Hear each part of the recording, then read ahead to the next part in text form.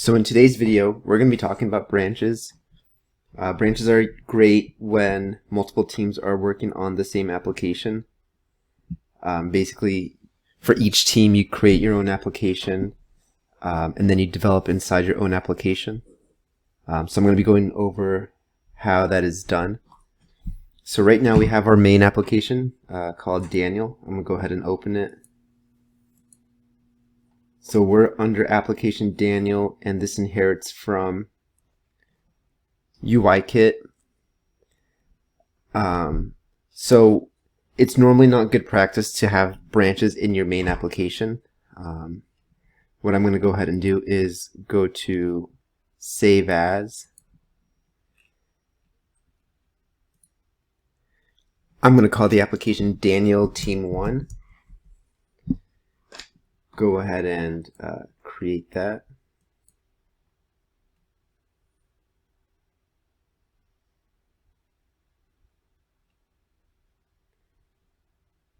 And I'm going to inherit from the main Daniel application.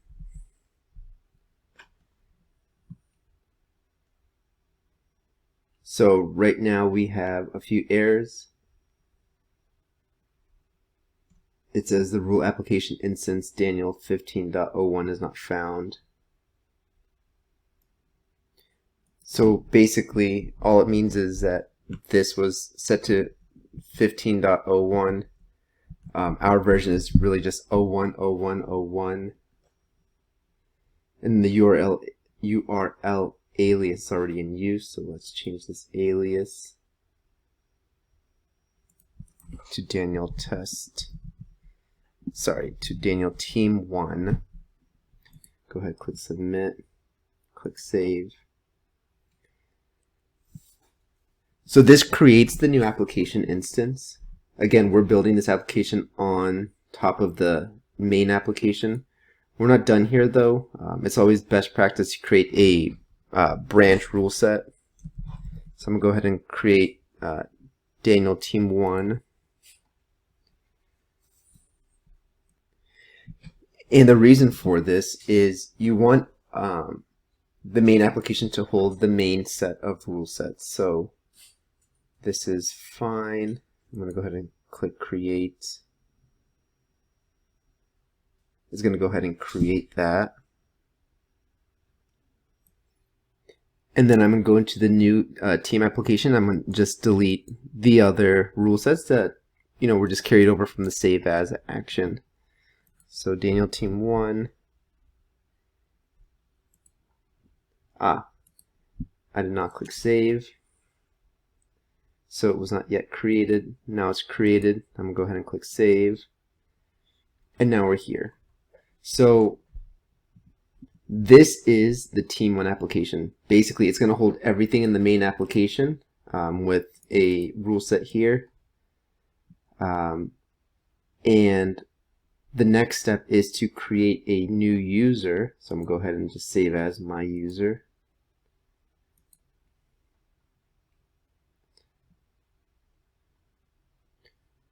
Save as. I'm going to call this Team 1 user. Operator ID will just be Team 1, create and open. So right now it has, again, the Daniel administrators access group and Daniel authors access group. We also need our own access group for the new team. So I'm going to call Team 1 right here. Go ahead and create this because it does not yet exist. So this is all fine. Create and open. And the next step is I need to define what application will load on login. So this Team 1 app user will log into the Daniel Team 1 application. And the portals that I want it to have will just be developer, express, admin, and I'm going to give it just the PEGA rules sysadmin 4. So this is the access group. It's got sysadmin access. It's defined to the new application we created with the available portals of developer, express, and admin. And now if I click save here, quick refresh, right now you see that this user is pointed to this application. So I'm going to go ahead and go to security, update the password to just rules. So rules, submit, save this, and I'm going to go ahead and log off.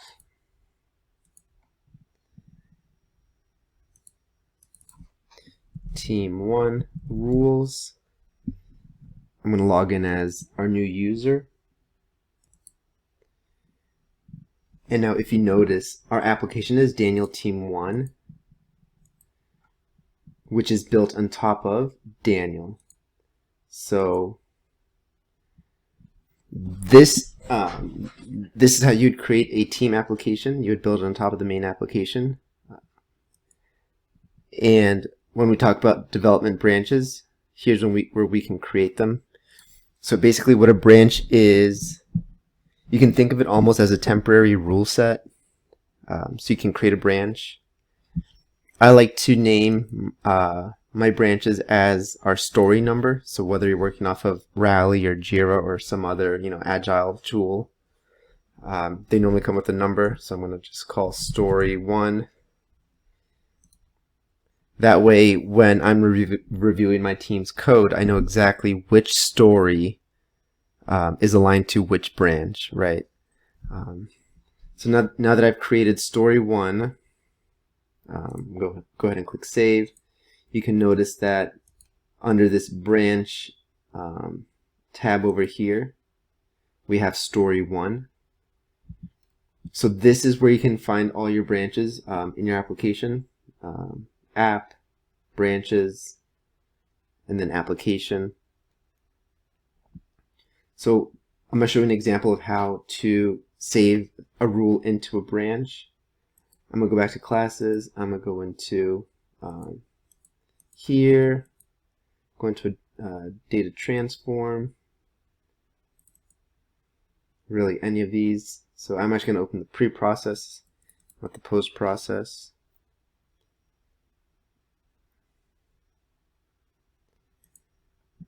And so this is currently setting some values. Let me show you what it's doing right now.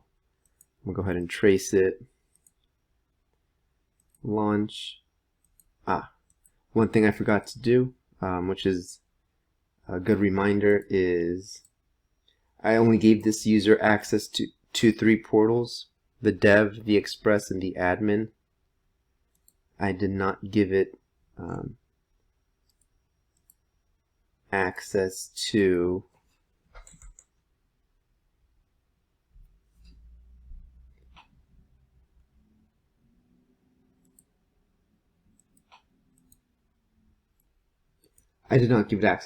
any front-end portal, so I'm going to go into my access group.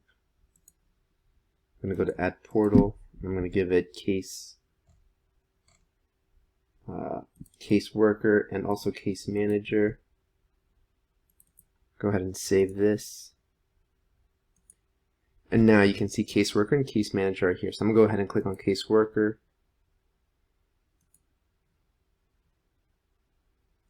I have the tracer running here on the pre-process. And the pre-process runs when I open this flow action. So as you can see, the pre-process ran here.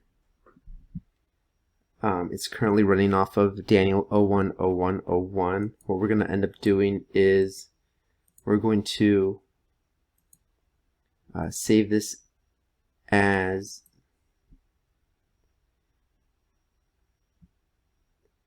into our branch. So here's your branches or no branch. Here's the class and here's the rule set. So this is pretty important, I would say. Always check your app context because there's different rule sets for app context. So in Daniel Team 1, I only have my one rule set, but in the Daniel application, I have the 4. So even though I'm developing in this application, I still want to save my rules in the right rule set. So I need to make sure that the context is the Daniel application and the rule set is the right rule set. So I'm going to go ahead and click Create and Open. So now you can see that this is in a branch, and you can see that in the previous versions we have the 01, 01, 01, which is the non-branch version. So I'm going to modify this step. Instead of the review notes having the user ID, I'm going to have it say this is from a branch. Go ahead and save that. I'm going to go to review so I can reopen this flow action. I'm going to go ahead and exit this out. I'm going to go back and click begin on this assignment.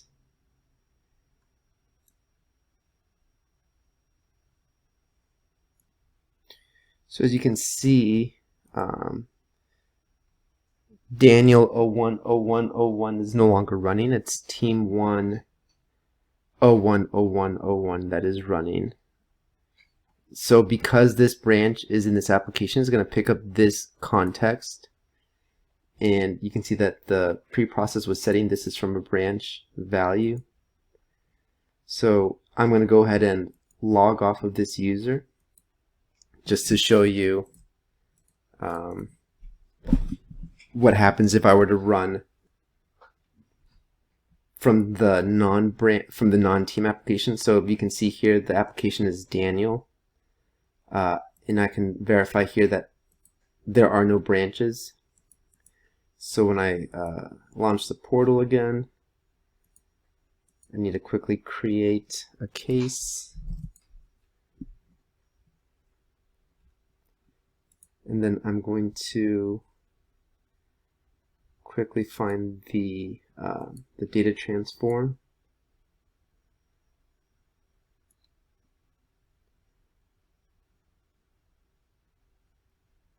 The one that opens up is the one in the Daniel app, rule set, and not the branch rule set.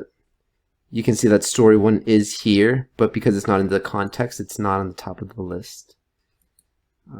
So when I click on actions, let me trace this quickly. Trace. Go to actions, review case information. It no longer has that. This is a branch note. It's back to the original rule. So that's how you create branches, and that's how branches are useful. I'm going to quickly show you how to merge a branch. So let me one more time log out. Go as team 1. Go as rules.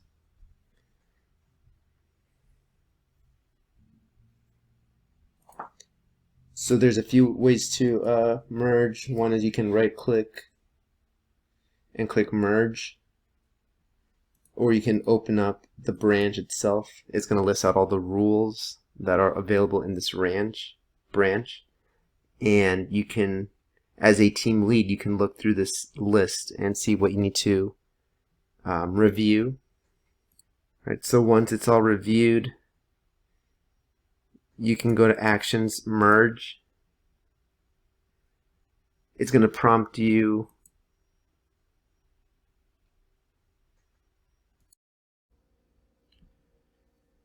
so if we see here, it says we have one checked out rule. It won't let us merge until this is resolved. So what I'm going to do is I'm going to check in my rule. I'm going to open it up, check it in. So creating for demo branch. It's always good to add comments in your check-in lets other developers know what you've done. So now that this is checked in, I'm going to go back to the story. I'm going to re-click Actions, Merge. And it should refresh. So I can create either a new rule set or I can use an existing rule set. So I'm going to actually create a new rule set. I like to label this with the rule set name : new rule set. I can give it a password, but I'm going to keep it open for now. I'm going to go ahead and click Merge. And what this is going to do is it's going to, 1, create that new rule set 010102, and 2, it's going to merge this into the Daniel application outside of the branch, and make it available for the main application. So if I go back to my app branches, I refresh this,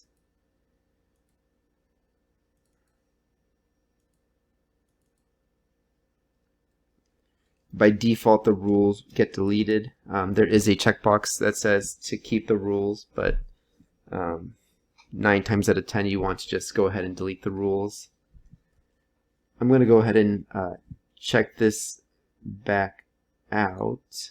So not this one. As you can see, this is the branch, and it was already open. So I'm going to go ahead and close it.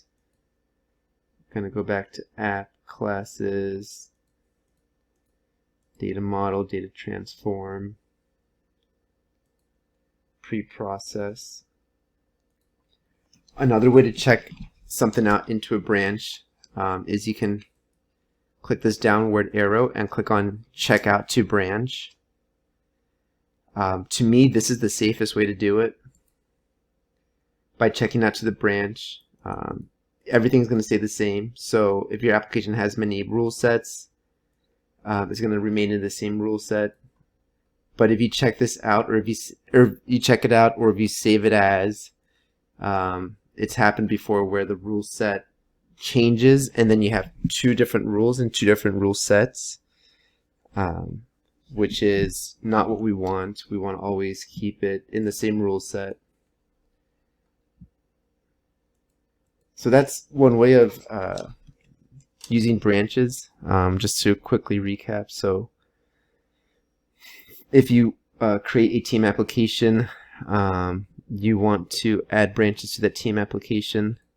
It's going to give it the context of the rules in here, and it's the same as a rule set, so it's from top to bottom. If you have multiple branches,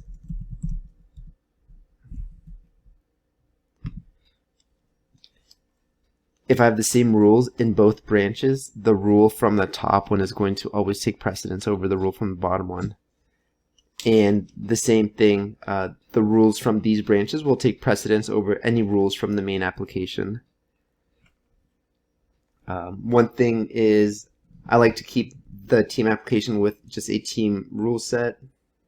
I don't really save anything here because I don't like messing too much with the order of the rule sets in the team application. I like the main application to just, be as it would be.